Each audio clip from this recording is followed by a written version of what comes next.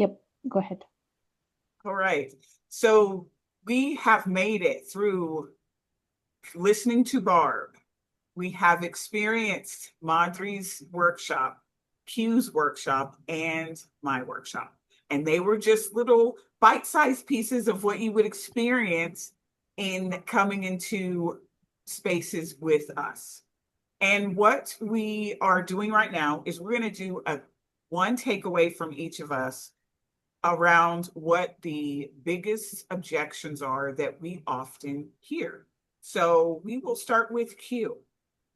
Yeah, I think that the biggest objection I often hear is that it just isn't the right time right now, right?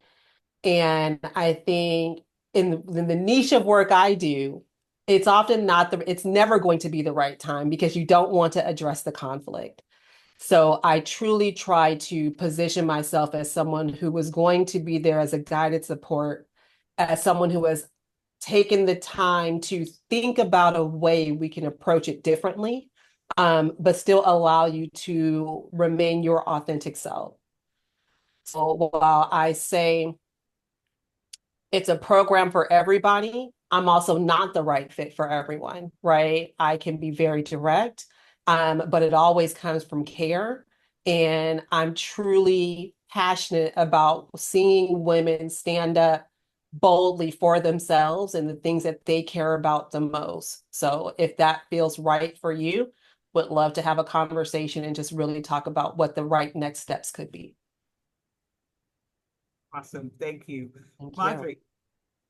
So for me, the biggest objection is my kid needs to be fixed.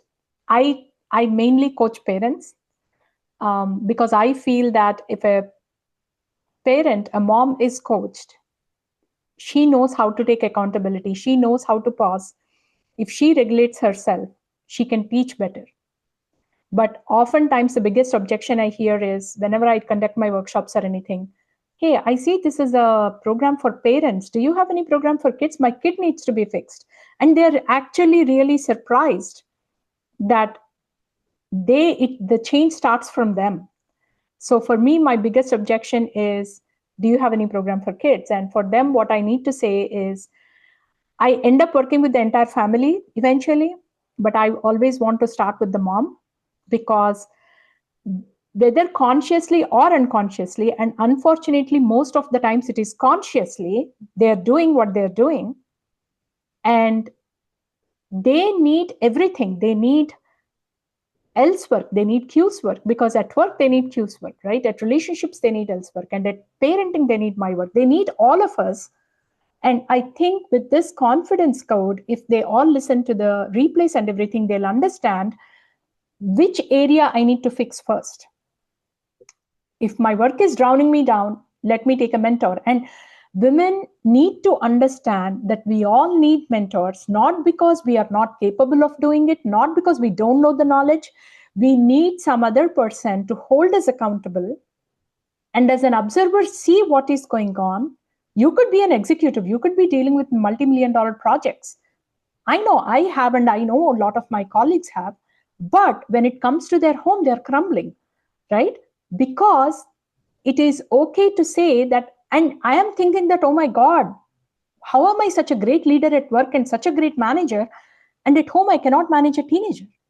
What is wrong with me? Nothing is wrong with you. You need a little bit of help. And I urge all the parents, all the moms to take help. It is nothing wrong in spending money for your own mentorship, for your own thing. Please, it is totally worth it. And you will, before you know, within a few weeks' time, you'll come out of it.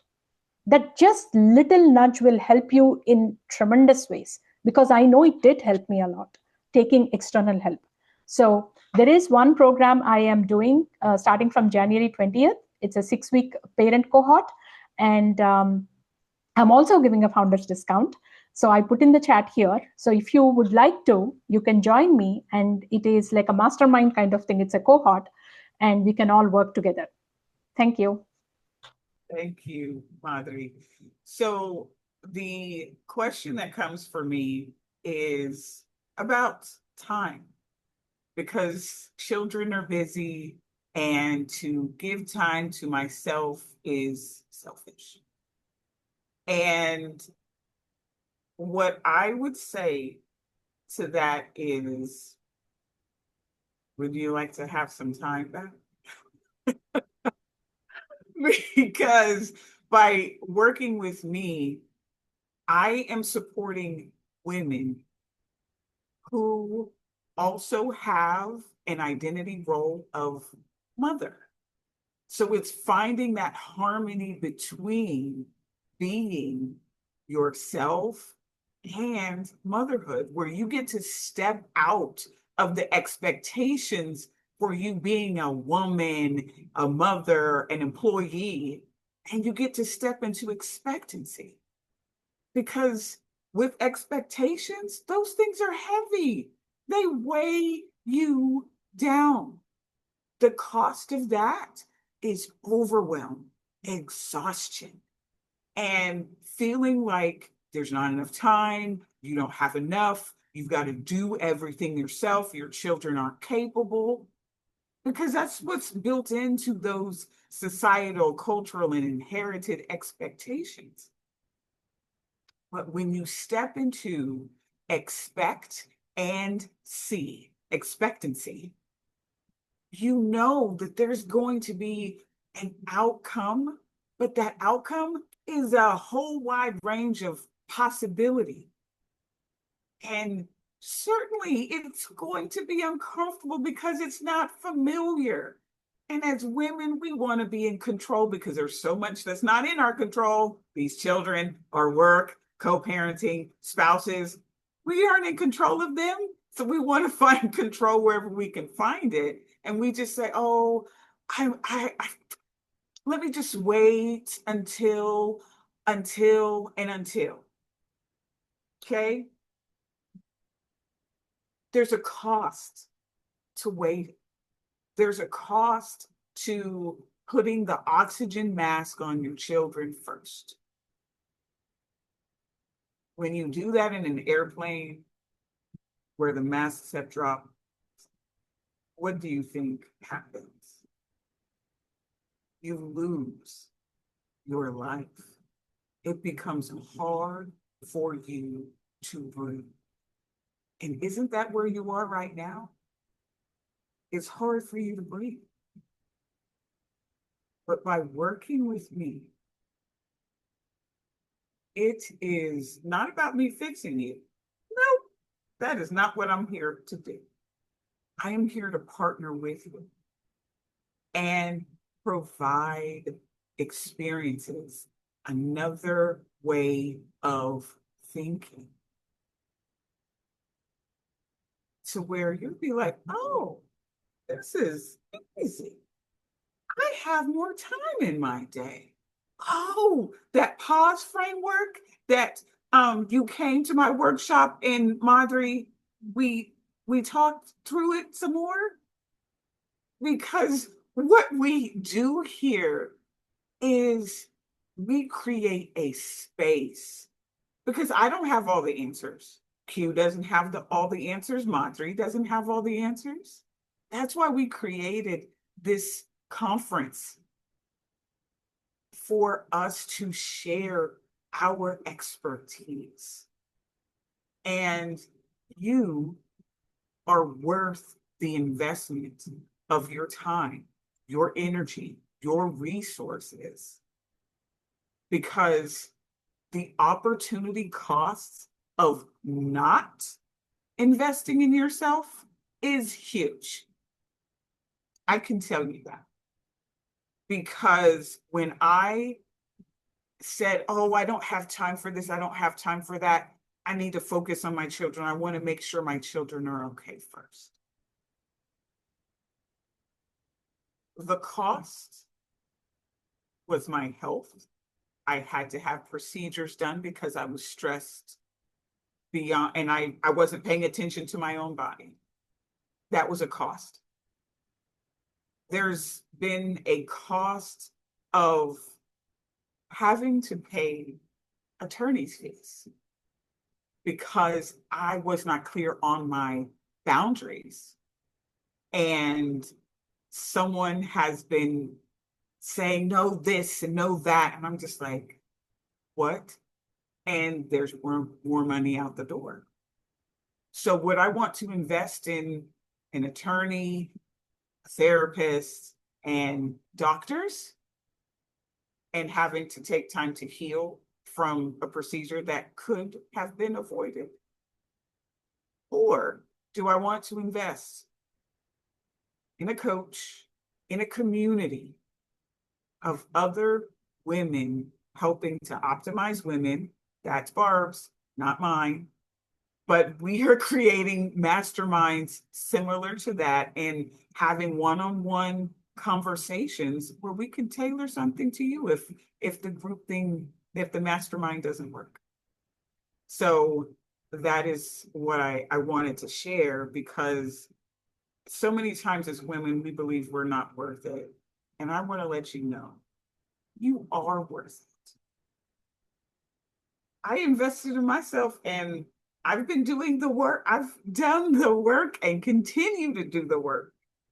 And here I am with partners like Q and Madhuri. And had I not been on that journey, I would not have met them.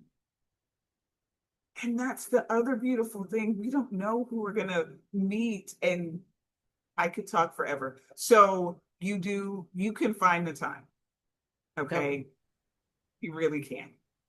And I encourage you, I cheer you on. I say that very assertively. That was assertiveness right there. I say that, but with all the love in my heart. Mm-hmm. Okay. Really and truly. So thank you guys very much for this time and space. Thank you. Oh, yeah. We are not broken. We don't need to be fixed. I agree with that. Q. We're not broken. We don't need to be fixed. It is just really and truly stepping into a new perspective. So thanks for sharing that in the chat. Absolutely. And thank you, Sheila, for staying all the way through. Thank you, Sheila. Really appreciate you. So thank you, guys. Yes. I want to just close this out. Our contact information is in the chat. Q, Madhuri, this has been an awesome time to collaborate and co-create with you. I am so grateful to be here. And I love all of our frameworks. Q, your Spark framework, again, hanging that on my wall. Madhuri, pause. Me and my children need that. And then I have the Thrive framework, but I always start with calm and clarity, because you cannot thrive if you're kind of in a little bit of chaos. So we're going to start with calm and clarity first. And that's part of the Thrive framework that I have. So with that, I love what you shared. I just wanted to spend some love with Elle, because you have closed this out here in such a beautiful way. And I want you to know that with the calm and clarity toolkit is something that I truly value. I have my notes. I'm actually going to add a little additional space to this year's vision board, because to me, I'm a firm believer of what came out needs to be addressed, right? And then also just remembering of those worries. What am I hiding down there? But then also, what are my strengths, and how can I leverage those strengths to maybe minimize or mitigate some of my worry in other areas? So thank you for sharing just the tip of your framework with us. Yeah, that same here, Elle and Q. I really enjoyed yesterday and today a lot, and I have learned a lot. And I have already made index cards. I'm going to share this with my family, and I'm going to do this exercise of, I think what worries me, what is that we truly want, and what are our strengths is something you can do with everybody. Mm-hmm. I live in a boys' world, 2 sons and husband. So yeah. I'm going to give them those and have them work on it. And it has been amazing for me personally itself. I feel lighter since we started yesterday, because with everything I've been taking deep sighs, and I'm like, this feels comfortable now. Right? Yes. So thank you very much. It has been amazing. And Q, your spark has once again told me, like, it literally, I was a very, very strong leader, And I was managing such big accounts. And everybody used to say, like, I had nicknames like she's the firebrand, she's a tiger. I was told that she's an engineer on steroids by men. Actually, when we were in Florida in this thing retreat, they said, "Hey, Madhuri, this Log4j bug came, security issue, and you fixed it during holiday season. I don't know how you did it when everybody was on vacation. QC team was on vacation, product was on vacation. Don't do it. You're putting," and I was like, I thought at first it was a compliment I was taking in. And I did that when we were in the conference, that one kickoff conference. And I thought at first it was like, it was coming nicely how he framed it. It was a compliment. And he said, "Don't do that. You're putting all of us in a bad light. Don't do that, please. You're an engineer on steroids. We are normal engineers. Don't do that." I was like, okay.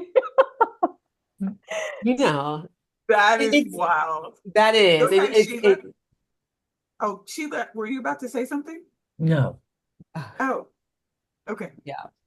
But we got to wrap it up, because if not, we could all stay here all day. So, but yeah, it was really nice. Thank you very much. It has been amazing. And we are going to do it again in spring. So we'll come up with more ideas and more things to do with all of you. And thank you very, very much. Thank you. Thank you all so much. Thank you, Sheila, for being Bye, Sheila. Bye. Thank you. Thank you.